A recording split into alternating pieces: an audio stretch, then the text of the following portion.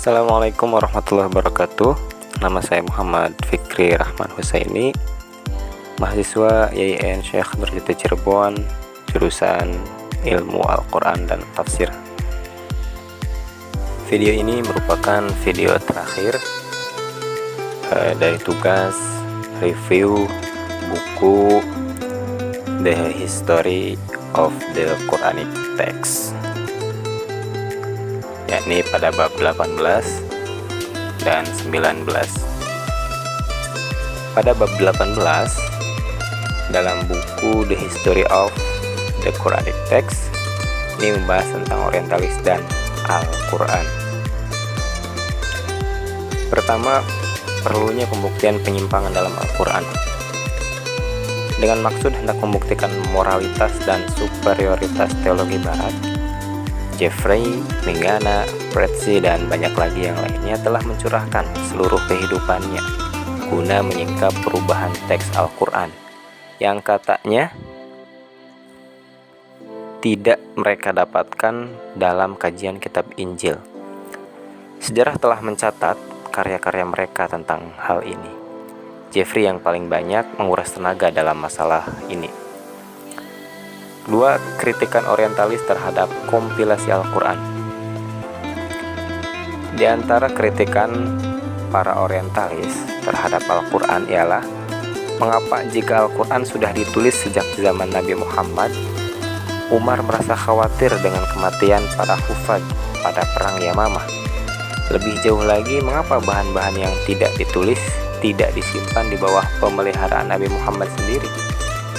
Jika demikian, mengapa pula Zaid bin Sabit tidak memanfaatkan dalam menyiapkan suhuf itu? Mungkin karena kedangkalan ilmu para orientalis itu berlagak bodoh, atau pengingkaran terhadap kebijakan pendidikan kaum muslimin itu merupakan permasalahan sentral yang melingkari pendirian mereka. Untuk melihat jawaban dari kritikan para orientalis bisa kita lihat di buku. 3. Perubahan istilah Islam pada pemakaian ungkapan asing. Dalam karyanya yakni Introduction to Islamic Law, Sachs membagi fikih Islam kepada judul-judul berikut. Pertama, orang, persons, harta, property, kewajiban umum, obligations general, dan sebagainya. Mengapa mereka begitu semangat mengubah istilah Islam, di mana tujuannya tak lain hendak memaksakan sesuatu yang di luar jangkauan bidang para ilmuwan Muslim, untuk menunjukkan bahwa hukum mereka bersumber dari Yahudi dan Kristen.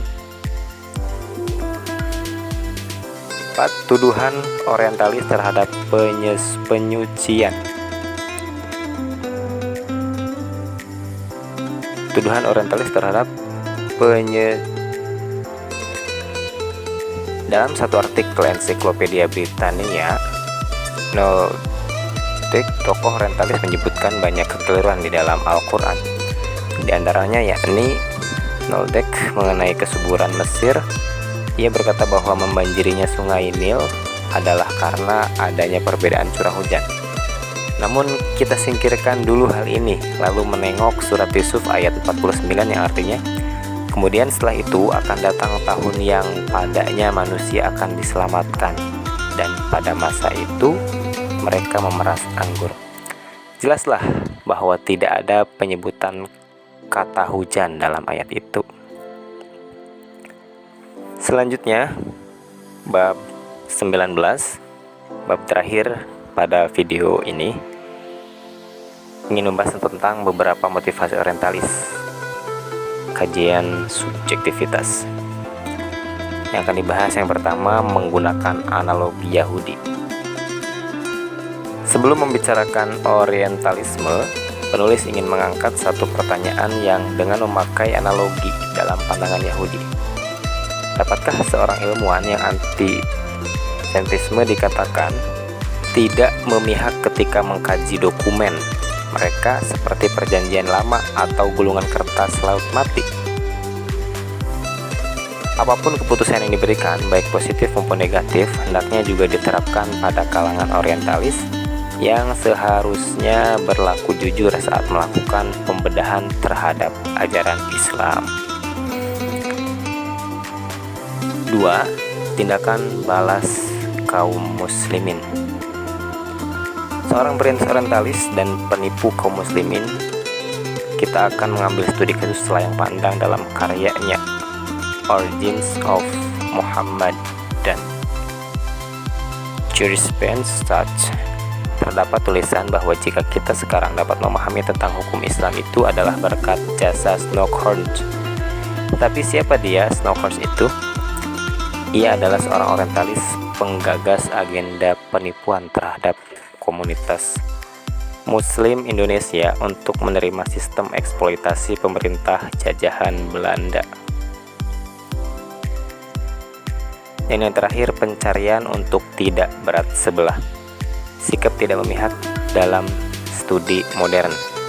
Dalam bukunya Covering Islam, Edward Said menyingkap sensasi politik dan media yang disajikan terhadap komunitas barat tentang Islam yang direkayasa.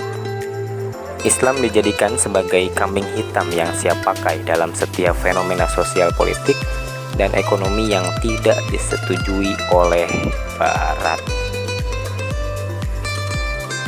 Baik, mungkin itu saja yang bisa saya sampaikan. Terima kasih sudah menonton. Mohon maaf apabila masih banyak kekurangan. Assalamualaikum warahmatullahi wabarakatuh.